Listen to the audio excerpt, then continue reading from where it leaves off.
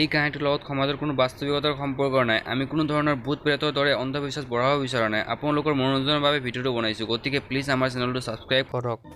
এজন সাংবাদিক আছিল যাৰ নিজৰ কৰ্মৰ কাৰণে বৰ প্ৰখ্যাত আছিল। সি বাতৰি ল'বলৈ যিমানে খাতাৰনাক আৰু যিমানে ভয়ানক ঠাই নহওক কিয় সি বাতৰি ল'বলৈ ভয় কৰা নাছিল আৰু প্ৰত্যেক জেগাতে গৈছিল। তাৰ বিশ্বাস আছিল যে ভূত প্ৰেত নামৰ কোনো অন্ধবিশ্বাসৰ ইয়াত অস্তিত্ব নাই। আমাৰ সমাজত এইবোৰৰ কোনো অস্তিত্বই থাকিব নোৱাৰে। তাৰ কথা শুনি কিনি তাৰ লগৰীয়ে কৈছিল, ভয় নাখোৱা, তুমি যোনদিনাখন ভূত প্ৰেতৰ নিচিনা কিবা এটা বস্তুৰ লগত মুখামুখি তেতিয়া গম পাই যাবা। লগৰীয়াৰ মুখৰ পৰা এইবোৰ শুনি সি বৰ আনন্দিত পাইছিল আৰু হাঁহিছিল, আৰু সি নিজৰ কৰ্মৰ প্ৰতি বৰ আগ্ৰহী আছিল। তাৰ কামেই এনেকুৱা আছিল যে সি ষ্টৰিটো বনাবৰ কাৰণে পত্ৰকাৰিতা কৰিবৰ কাৰণে সি দেশৰ বাহিৰে বাহিৰে যাব লগা হৈছিল। 15 দিনৰ পিছত সি বহুত কষ্টৰে ঘৰত যাবলৈ এটা সুবিধা পাইছিল আৰু যি ছেকেণ্ড এচিৰ টিকেট পাইছিল কোনো মতে। সি নিজৰ কামৰ প্ৰতি ইমান ব্যস্ততা আছিল যে সি ট্ৰেইন ধৰা দিনাখন ট্ৰেইন ধৰিবৰ কাৰণে কোনো মতে 5 মিনিট আগত গৈ পাইছিল আৰু ট্ৰেইনটো কোনো মতে ধৰিব পাৰিছিল। সি যেতিয়াই ট্ৰেইনত বহিছিল লগালগি তাক মনত আহিছিল, অহ মইতো এতিয়া কলিতা ছাৰক মেইল এটা পঠাব লগা আছিল, পাহৰি থাকিলোঁ নহয়, কাম কৰোঁ ৰ।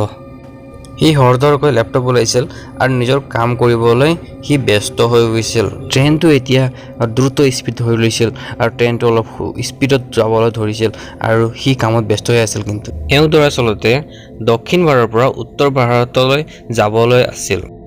ইমান দীঘল লং জাৰ্ণিখনত তাক বৰ হ'বলৈ একোৱেই নাছিল। সি ব্যস্ততাৰ মাজত থাকি সময়বোৰ কটাইছিল। তেওঁৰ অফিচৰ কামবোৰ তেওঁৰ পিছা কেতিয়াও এৰা নাছিল, তেওঁৰ পিছা লাগিয়ে আছিল। আৰু কাম নাথাকিলেও সি নেটৰ পৰা বহুত জ্ঞানবৰ্ধক জিকে নলেজ পঢ়ি আছিল। তাৰ তেতিয়া নিজৰ জীৱনৰ ব্যস্ততাৰ কথা মনতে আহিছিল কি একেবাৰে হঠাতে জোৰকে চাউণ্ড আহিল ট্ৰেইনৰ পৰা আৰু ট্ৰেইনটো ৰখি থাকিল। ট্ৰেইন এতিয়া যিটো ষ্টেচনত ৰখিছিল সি ষ্টেচনৰ নামটো কেতিয়াও শুনি পোৱা নাছিল আগত। তেতিয়াই সি আগফালৰ পৰা এটা ভয়ত আহি থকা টিটিক দেখা পালে আৰু ক'লে, অ' ছাৰ, এইটো ষ্টেচনত দেখোন কোনো ধৰণৰ নেম প্লেট নাই, আৰু এই ষ্টেচনখনত নেম প্লেট নাথাকিলে কেনেকৈ গম পাম? আৰু এইটো ষ্টেচনৰ নামটো কি ছাৰ? এইখন ৰঙিয়া ষ্টেচন হয় আৰু এই ৰঙিয়া ষ্টেচনখন বহুত ভয়ানক হয় আৰু এই ৰুটৰ ট্ৰেইন ৰুট যিটো আছে তাৰ আগফালে এটা ট্ৰেইন এক্সিডেণ্ট হৈছে বহুত বেয়াকৈ, য'ত নেকি বহুতকেইটা মানুহ মৰিছে আৰু তাৰ কাৰণে এইটো ট্ৰেইনটো অলপ বেছি পলমকৈ ৰখিব, যাৰ কাৰণে আপুনি নিজৰ চিটত যাওক আৰু আৰামছে ৰেষ্ট কৰক, ঘুমাই থাকক। এইবোৰ শুনি ৰাকেশে ভাবিছিল যে হে ভগৱান, এইটো দেখোন সেইটোৱে ভুটীয়া ষ্টেচনটো নহয়, ৰঙিয়া ষ্টেচন, যিটো মই এতিয়া লেপটপত পঢ়িছিলোঁ অনলাইনত। আৰু তাত এনেকৈ যদি হয় তেতিয়াহ'লেতো ইয়াততো ভয়ানক ভূত আছে বুলি নিউজত পাইছোঁ। এতিয়াহ'লে মই এটা কাম কৰোঁ, আমি তলত নামি যাওঁ আৰু নামিখিনি কি আছে কি নাই কিবা এটা নিউজ পাই গ'লে বহুত ভাল হ'ব মোৰ কাৰণে। এনেও ইয়াত বেকাৰ বহিখিনিতো মোৰ একো ফাইদা নাই। তাৰ পাছত সি ট্ৰেইন ষ্টেচন নামি যায় আৰু সি তাত নামিখিনি ভাবে, ট্ৰেইনটো এতিয়া বহুত সময় ৰখিব, মই ইয়াত থলুৱা লোকসকলৰ লগত কথা পাতিখিনি এই ষ্টেচনৰ কথা অলপ ইনফৰ্মেশ্যনটো লওঁ। তাৰ পাছত সি ষ্টেচনৰ চাৰিওফালে চকু ঘূৰালে, কিন্তু ক'তো কোনো মানুহ দেখা নাপালে। কিন্তু আচৰিত ধৰণৰ মানুহ হঠাতে তাৰ ওচৰত আহি পৰে আৰু তাৰ কিন্তু চুলিটো দীঘল কৰি আছিল, চকুযোৰ নীলা আৰু লেতেৰা আৰু দাঁতখন হালধীয়া, আৰু সি এনেকৈ হাঁহি আছিল জোৰে জোৰে, আৰু সি এইবোৰ চাইখিনি সি ভয় খাইছিল অলপ আচৰিত ধৰণে। অলপ পাছতে সি তাৰ গলাটো ধৰি লৈছিল আৰু কাণৰ ওচৰত গৈখিনি সি কিবা এটা ক'বলৈ ধৰিছিল। মই ৰজা হয়, মই এই ৰাজ্যৰ ৰজা হয়। তুমি কাৰ আদেশত এই আমাৰ ৰাজ্যত আহিছা আৰু আমাৰ এই মাটিটোত ভৰি দিছা? মোৰ যোনটো ৰাজত্বৰ মাটি তাত কোনে ভৰি দিব নোৱাৰে আৰু তাত কোনো বাহিৰৰ মানুহ আহিব নোৱাৰে। মই কাকো ইয়াত থাকিবলৈ পাৰ্মিশ্যন নিদিওঁ আৰু মোৰ ৰাজত্বত খালি মোৰ ৰাজত্ব চলে আৰু মই যাকেই পাওঁ তাকে মৃত্যুদণ্ড দিব পাৰোঁ। আৰু তই ক, তই তই কি কৰিবৰ কাৰণে ইয়াত আহিছ? মোৰ ৰাজত্বত এই বাহিৰৰ মানুহ কাৰো এলাও নাই, আৰু তই যদি ভাব মই তোক নিজৰ ৰাজত্বত সোমাবলৈ দিম, হা হা হা। ৰঙীয়া মহাৰাজ জিন্দাবাদ জিন্দাবাদ জিন্দাবাদ। বহুত কষ্টৰে সি ভিকাৰীটোক নিজৰ পৰা আঁতৰত ঠেলি পঠালে। ওচৰতে এটা পাণৰ দোকান আছিল, যিয়ে তাৰ ওচৰত গ'লে আৰু সি ক'লে, দাদা, আপুনি আহিছে ঠিকে কৰিছে, কিন্তু আপুনি ভয় খাব নালাগে। সেই মানুহজন আপোনাৰ যোনে গলা ধৰিছিল সি বেয়া মানুহ নহয়। তাৰ ওচৰত আপুনি একো ভয় খাব নালাগে। তেওঁ এজন পঢ়া শুনা অলপ শিক্ষিত ধৰণৰ মানুহ আছিল। তাৰ এটা ডাঙৰ কাহিনী আছে, মই আপোনাক কৈ আছোঁ কাহিনীটো।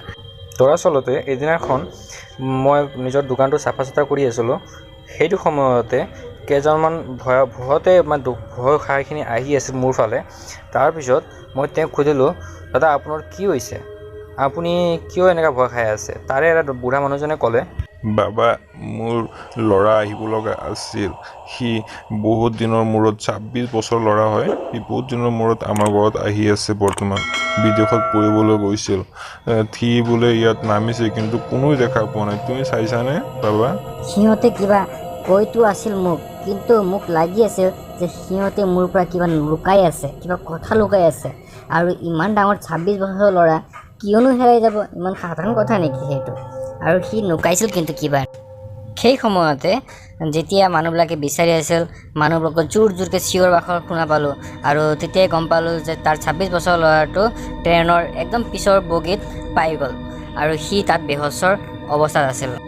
পাছত সিহঁতে নিজৰ বাবাটোক নিজৰ ঘৰত লৈ গ'ল আৰু হোচত আনিবৰ কাৰণে বহুত চেষ্টা কৰিলে, আৰু এনেকুৱা দৱাই পানী কৰাৰ পিছত সেয়াৰ হুচটো আহিল। হুচ অহাৰ পিছত সি যিটো ক'লে চবৰ অৱস্থা বেয়া হৈ গ'ল। চব আচৰিত ধৰণৰ কথা শুনি পালে। নৰেনক কাহিনীটো শুনি বহুত ভাল লাগিছিল আৰু ইণ্টাৰেষ্ট পাইছিল, আৰু সেইকাৰণে সি পাণবালাক ক'বলৈ ধৰিলে যে, আৰে বন্ধু, পূৰা গোটেই কথা কোৱা না, অলপ ভাল লাগিছে শুনি। মহাশয়, আপুনি বহুত ডাঙৰ কাহিনী শুনি আছে, তো এটা পাণৰ পিকাৰীটো খাই লওক, পাণটো অলপ চুবাই থাকক আৰু শুনক।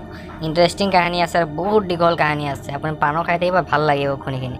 নগেনে বুজি পাইছিল যে পাণবালাই নিজৰ পাণটো বিক্ৰী কৰিব বিচাৰিছে কাহিনীৰ মাধ্যমেৰে, আৰু বুজি পোৱাৰ লগে লগে নগেনে পাণটো তাৰ পৰা লৈ ল'লে আৰু তাক টকাখিনি ধৰাই দিলে।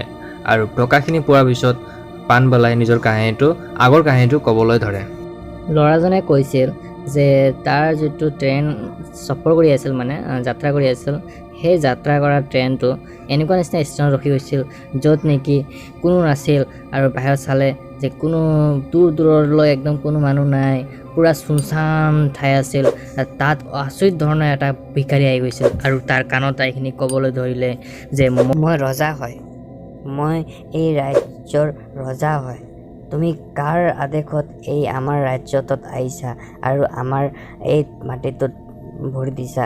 মোৰ যোনটো ৰাজত্বৰ মাটি, তাত কোনোৱে ভৰি দিব নোৱাৰে, আৰু তাত কোনো বাহিৰৰ মানুহ আহিব নোৱাৰে।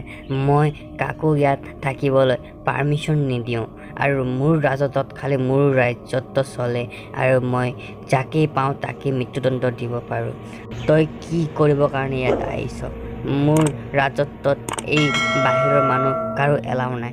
আৰু ৰঙীয়া মহাৰাজ জিন্দাবাদ জিন্দাবাদ জিন্দাবাদ ক'লে যে ওচৰতে তাৰ এটা পাণ দোকান দেখা পালে, আৰু সেই পাণ দোকানত গৈখিনি সেই পাণ দোকানে ক'লে যে সি ভূত নহয়, সি এজন সাধাৰণ মানুহ। নৰেনক এইবোৰ শুনি বৰ আচৰিত লাগিল, কিয়নো এই কাহিনীটো তাৰ জীৱনৰ লগত চলি গৈছে, আৰু সি ভাবিলে যে মোকতো লাগি আছে এই পাণ দোকানীজনটো মোৰহে কাহিনী কৈ আছে নেকি। তাৰ পাছত নৰেনে পাণ দোকানীজনক লক্ষ্য কৰি গহীন ভাৱেৰে চাইখিনি ক'লে যে তুমিতো মোৰে কাহিনী মোকে শুনাই আছা যে, কি কথা এইবিলাক? ইমানখিনি শুনাৰ পাছত পাণ দোকানীজন জোৰে জোৰে হাঁহিব ধৰে। খন্তেক পাছতে পাণৰ দোকানটো আৰু পাণ দোকানীজন দুটাই তাৰ পৰা গায়ব হৈ গ'ল।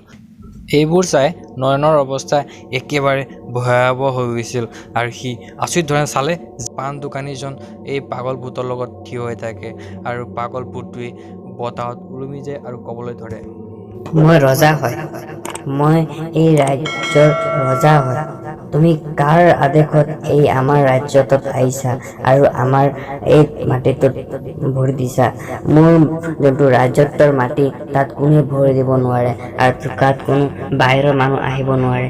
মই কাকো ইয়াত থাকিবলৈ পাৰ্মিশ্যন নিদিওঁ আৰু মোৰ ৰাজত্বত খালি মোৰ ৰাজ্যত্ব চলে আৰু মই যাকে পাওঁ তাকে মৃত্যুদণ্ড দিব পাৰোঁ। ৰঙীয়া মহাৰাজ জিন্দাবাদ জিন্দাবাদ জিন্দাবাদ। হা হা হা হা হা হা। নৰেনে পৰিস্থিতিটো বুজিব নোৱাৰি সি ধৰকৈ তাৰ পৰা দৌৰি দৌৰি গৈ নিজৰ ট্ৰেইনৰ বগীত গৈখিনি বহি গৈছিল। নৰেনে সোনকালে দৰজাটো বন্ধ কৰিলে আৰু সি বাথৰুমৰ ফালে ওলাই গ'ল। বাথৰুমৰ ফালে ওলাইখিনি চাই যে তাত সেই পাগল ভূতটোক আকৌ দেখা পালে। তাত পাগল ভূতটো আকৌ হাঁহিব ধৰে। হা হা হা হা হা হা হা হা হা হা।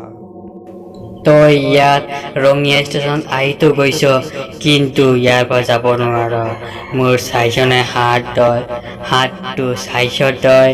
হাতেৰে তোৰ গলাটো দাঙি মাৰি দিম আৰু তোৰ ষ্টৰি হৈ যাব আৰু তই নিউজত ষ্টৰিটো পঢ়াই দিবি আৰু তই আহিছ মোৰ ষ্টৰি ল'ব কাৰণে। তই বাচি নাযাৱ, তোক আজি মাৰি পেলাম হা হা হা। ইমানতে নৰেন চিঞৰি ক'বলৈ ধৰে যে টিটি আহক, টিটি আহক। যেতিয়ালৈকে পগলাটোৰ হাত নৰেনৰ গলাত পৰিলে হয় তেতিয়াই জোৰকৈ ঝাটকা এটা আহিল আৰু ভূতটো গায়ব হৈ গ'ল আৰু ট্ৰেইনটো ৰখি গ'ল। পাছত যেতিয়া নৰেনৰ হুচ আহিল, হুচ অহাৰ পিছত দেখা পালে সি নিজৰ বগীত ডাব্বাত চিটত বহি আছে।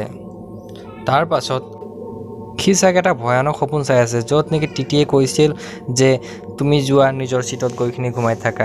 সেইকাৰণে চাগে সি ঘুমাই গৈছে আৰু এটা ভয়ানক সপোন আহিছে, সি ভাবিলে। পাছত সি নিজৰ কামত ব্যস্ত হৈ যায় আৰু নিজে নিজে ভিতৰতে হাঁহিবলৈ ধৰে আৰু ভাবে যে এইকেইটা যিকেইটা চলি গ'ল আৰু ভাবিলোঁ মই গোটেইকেইটা সপোন আছিল। সেই সময়তে নৰেনৰ ওচৰত চাহকাপ লৈখিনি এজন মানুহ থিয় হ'ল আৰু মানুহজনে চাহকাপটো নৰেনৰ ওচৰত বঢ়াই দিলে আৰু নৰেনে লৈখিনি তাক পইচা দিলে আৰু চালে যে তাৰ হাতটো সপোনত চোৱা হাতৰ দৰে দীঘল দীঘল। সি ভয় খাব ধৰিলে আৰু আচৰিত হৈখিনি সি তাৰ মুখৰ ফালে চকু ঘূৰাই চালে যে তাৰ মুখটোতো নাই, তাৰ হাত মাত্ৰ আৰু কেটলি লটকি আছে। সি চাইখিনি বহুত ভয় খাব ধৰিলে আৰু ভয় খাওঁতে দেখা পালে যে হাতটো অলপ সময়ৰ পাছতে অদৃশ্য হ'বলৈ ধৰিলে আৰু কেটলিও অদৃশ্য হ'ল, কিন্তু চাহকাপটো এনেকৈ থাকে। নৰেনে জোৰে জোৰে চিঞৰিবলৈ ধৰিলে টিটি টিটি টিটি টিটি। তাৰপিছত তাত টিটি আহি যায় আৰু ক'বলৈ ধৰে, ভাইটি চোৱা, তোমাক মই তেতিয়াই কৈছিলোঁ যে তুমি ষ্টেচন নোলাবা, কিন্তু তুমি বাহিৰত ওলাই গৈছিলা আৰু আমি দেখা পালোঁ যে তুমি ষ্টেচনৰ বাহিৰত বেহচৰ অৱস্থাত আছিলা আৰু কি কাৰণে বেহচ হৈছিলা আমি ইমান খাটাং কৰি ক'ব নোৱাৰোঁ, কিন্তু তোমাক মই কৈছিলোঁ যে এই ৰঙীয়া ষ্টেচনটো বহুত খাতাৰনাক হয়, তুমি বাহিৰত নোলাবা, কিন্তু ওলাই গৈছিলা। নৰেনে স্পষ্ট কৰি বুজি পাইছিল যে তাৰ লগত যিটো ঘটনা ঘটি গৈছে গোটেইবোৰ একদম বাস্তৱত চলিছিল, কিন্তু সি সপোন বুলি কৈ কিনি তাক আঁতৰাব নোৱাৰে। সি গম পাই গ'ল সিদিনাখনৰ পৰা ভূত প্ৰেত বোলা বস্তুটো আছে নে নাই। সেইদিনাখনৰ পৰা নৰেনে নিজৰ লগৰীয়াক কেতিয়াও কোৱা নাছিল যে ভূত প্ৰেত বোলা বস্তুটো নাই। সি এটা বেয়া কৰি এটা অনুভৱ পাইছিল যে কিবা এটা আছে নিশ্চয়, যিটো বৰ ভয়ানক আছিল আৰু সি পিছত নিজৰ পত্ৰকাৰিতাত এটা ট্ৰু এক্সপিৰিয়েঞ্চ নামৰ এটা বাতৰি কাকত লিখিছিল। I don't care.